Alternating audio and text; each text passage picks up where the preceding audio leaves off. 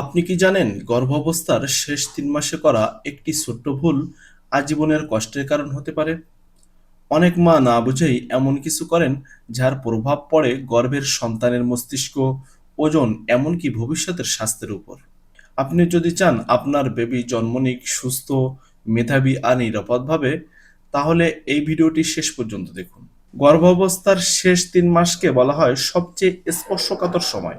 এই সময়ে বেবির ওজন দ্রুত বাড়ে, ফুসফুস ও মস্তিষ্ক সম্পূর্ণ হয়, আর মায়ের শরীরও ডেলিভারির জন্য প্রস্তুত হয়। এখন আমরা জানব কি করবেন আর কোন ৯টি ভুল একদমই করবেন না। ভিডিওটি দেখছেন কোথা থেকে কমেন্টে জানাতে ভুলবেন না। শেষ ৩ মাসে যা অবশ্যই করবেন: সঠিক খাবার ও ঘরোয়া চিকিৎসা। প্রতিদিন ডাল, ডিম, দুধ, শাকসবজি রাখুন। দেশি ফল, কলা, পেয়ারা, আপেল। সপ্তাহে ২ দিন ছোট মাছ। এগুলো শিশুর ওজন ও মস্তিষ্ক গঠনে সাহায্য করে। পর্যাপ্ত পানি। দিনে কমপক্ষে ৮ থেকে ১০ গ্লাস পানি পান করুন। পানি শূন্যতা হলে পেট শক্ত হতে পারে। হালকা হাঁটা। প্রতিদিন ২০ থেকে ৩০ মিনিট হালকা হাঁটা নর্মাল ডেলিভারির সম্ভাবনা বাড়ায়। পর্যাপ্ত ঘুম। বাম কাতে শুয়ে ঘুমানো সবচেয়ে ভালো। এতে বেবির রক্ত চলাচল ঠিক থাকে। গর্ভাবস্থায় এই ৯টি ভুল করলে শিশুর ক্ষতি হতে পারে। এই অংশটি খুব মনোযোগ দিয়ে শুনুন। নাম্বার ১, দেরিতে ঘুমানো। নাম্বার ২, না খেয়ে থাকা।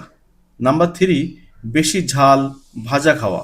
নাম্বার ৪, ডাক্তারের পরামর্শ ছাড়া ঔষধ খাওয়া। নাম্বার ৫, অতিরিক্ত কাজ বা ভারী জিনিস তোলা। নাম্বার ৬, মানসিক চাপ নেওয়া। নাম্বার ৭, কম পানি পান করা।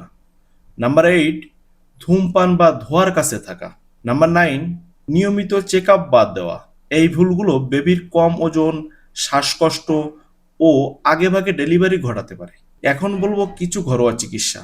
কোষ্ঠকাঠিন্য হলে রাতে কুসুম গরম দুধে ১ চা চামচ ইসবগুল মিশিয়ে খাবেন। পা ফুলে গেলে হালকা গরম পানিতে লবণ দিয়ে ১০ মিনিট পা ডুবিয়ে রাখুন। বুক জ্বালা করলে অল্প অল্প করে খাবার খান। শোয়ার আগে ভারী খাবার খাবেন না। প্রিয় নবী সাল্লাল্লাহু আলাইহি ওয়াসাল্লাম বলেছেন, তোমরা তোমাদের সন্তানদের জন্য উত্তম পরিবেশ ও উত্তম আচরণ নিশ্চিত করো। গর্ভাবস্থায় মায়ের দোয়া, মন শান্ত রাখা, ভালো কথা শোনা সবই সন্তানের উপর প্রভাব ফেলে। এই ভিডিওটি যদি আপনি মন দিয়ে দেখেন এবং নিয়মগুলো মানেন, ইনশাল্লাহ আপনি হবেন একজন সুস্থ মা, আর আপনার কোল ভরে আসবে একজন সুস্থ সন্তান।